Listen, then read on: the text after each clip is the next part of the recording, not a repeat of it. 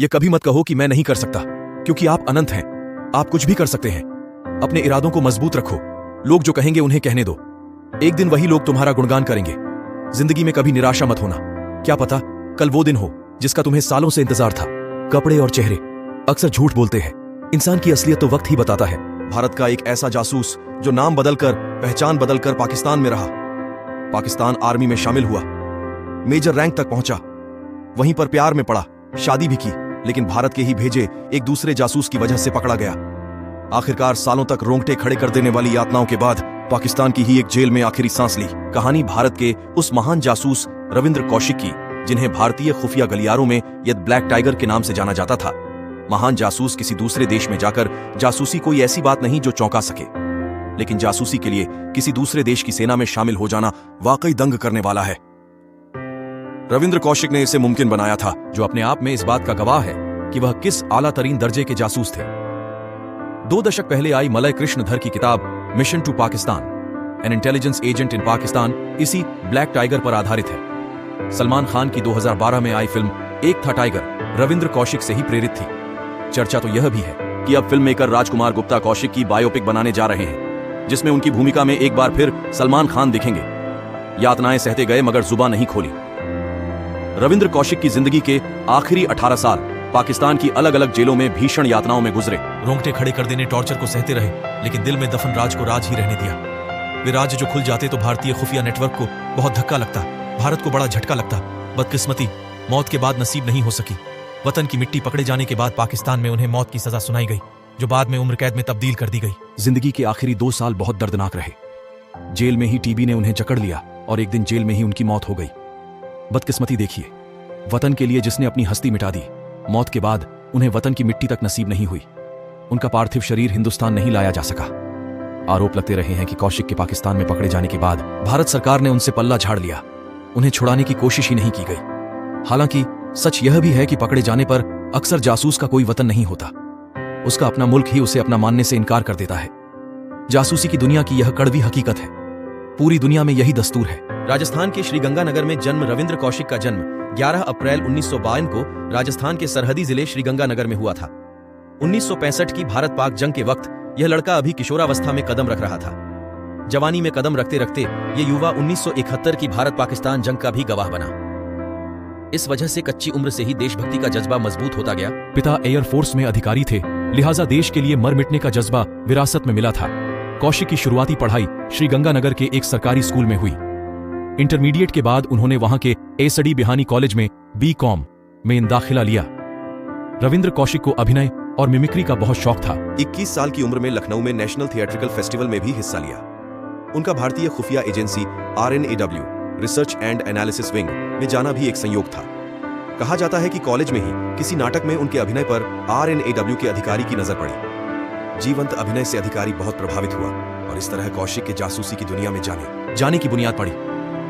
1973 में RNAW का हिस्सा बने। 1973 में BCom पूरा करने के बाद एक दिन कौशिक ने अपने पिता को बताया कि वह दिल्ली जा रहे हैं नौकरी करने। 23 साल की उम्र में वह RNAW से जुड़ गए। दिल्ली आने के बाद RNAW के साथ उनकी 2 साल की कड़ी ट्रेनिंग हुई। वह पहले से ही पंजाबी बोलने में माहिर थे। ट्रेनिंग के दौरान उन्हें उर्दू सिखाई गई, मुस्लिम रीति रिवाज सिखाए गए, पाकिस्तान का इतिहास भूगोल दिल दिमाग में बसाया गया। वह सब कुछ सिखाया गया जिससे वह पाकिस्तान में पाकिस्तानी बनकर रह सके। कौशिक नई चीजों को बहुत तेजी से सीखते समझते थे। ट्रेनिंग के दौरान जल्द ही उन्होंने पाकिस्तान के बारे में किसी औसत पाकिस्तानी से बेहतर समझ पैदा कर ली। शुरुआत में उन्हें कुछ समय के लिए दुबई और अबू धाबी भेजा गया। 1975 में RNAW ने रविंद्र कौशिक से जुड़े सभी आधिकारिक इंडियन रिकॉर्ड्स को नष्ट कर दिया गया। कौशिक को नया नाम और नई पहचान दी गई। नबी अहमद शाकिर, नागरिकता पाकिस्तानी, पता इस्लामाबाद, यहां तक कि खतना भी कराया गया। नए नाम और नई पहचान के साथ उन्हें पाकिस्तान भेजा गया। पाकिस्तान पहुंचकर रविंद्र कौशिक उर्फ नबी अहमद शाकिर ने कराची यूनिवर्सिटी से बाकायदे LLB की पढ़ाई पूरी की। पाकिस्तान खासकर सेना के भीतर की गोपनीय और संवेदनशील सूचनाओं के लिए अगर सेना में ही भर्ती हो जाया जाए तो काम बहुत आसान हो जाएगा। यह सोचकर कौशिक ने पाकिस्तानी सेना में भर्ती होने का रास्ता चुना। लॉ की पढ़ाई के बाद उन्होंने पाकिस्तानी सेना में धमाकेदार एंट्री ली। मिलिट्री अकाउंट्स डिपार्टमेंट में बतौर कमीशन्ड अधिकारी मेजर रैंक तक पहुंचे। पाकिस्तानी लड़की से इश्क, फिर शादी। पाकिस्तानी सेना में रहते हुए रविंद्र कौशिक को वहां अमानत नाम की एक लड़की से इश्क हो गया। अमानत के पिता आर्मी की एक यूनिट में शादी का काम करते थे। कौशिक के पकड़े जाने से पहले तक अमानत कभी यह नहीं जान पाई थी कि उसका हमसफर नबी अहमद शाकिर नहीं, रविंद्र कौशिक है। पाकिस्तानी सेना में अफसर लेकिन भारत का जासूस, एक भारतीय नागरिक पाकिस्तानी सेना में रहते हुए रविंद्र कौशिक ने तमाम ऐसी गोपनीय और संवेदनशील जानकारियां भेजी तो भारत के बहुत काम आए। वह वो वक्त था जब दोनों देशों के बीच तनाव चरम पर था। 1971 की जंग हो चुकी थी। इतिहास में अपनी करारी शिकस्त दर्ज कराने और भूगोल में पूर्वी पाकिस्तान को हमेशा हमेशा के लिए खो देने के बाद पाकिस्तान अपमान और बदले की आग में जल रहा था। भारत में अस्थिरता फैलाने का कुचक्र रच रहा था। पंजाब आतंकवाद की आग में झुलस रहा था। भारत के खिलाफ पाकिस्तान जो भी बड़ी नापाक साजिश रचता, नई दिल्ली को पहले ही भनक लग जाती थी। इंडियन डिफेंस सर्कल में कौशिक द ब्लैक टाइगर के नाम से मशहूर हो गए। कहा जाता है कि उन्हें यह नाम खुद तत्कालीन प्रधानमंत्री इंदिरा गांधी ने दिया था।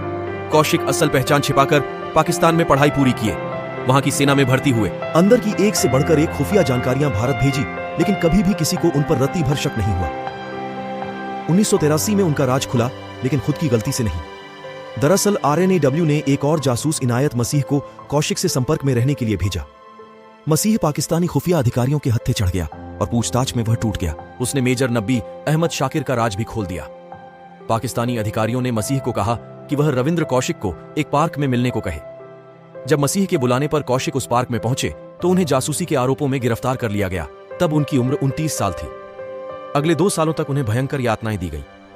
ये तक लालच दिया गया कि अगर वह भारतीय सेनाओं की गोपनीय जानकारी दे दें तो उन्हें आजाद कर दिया जाएगा।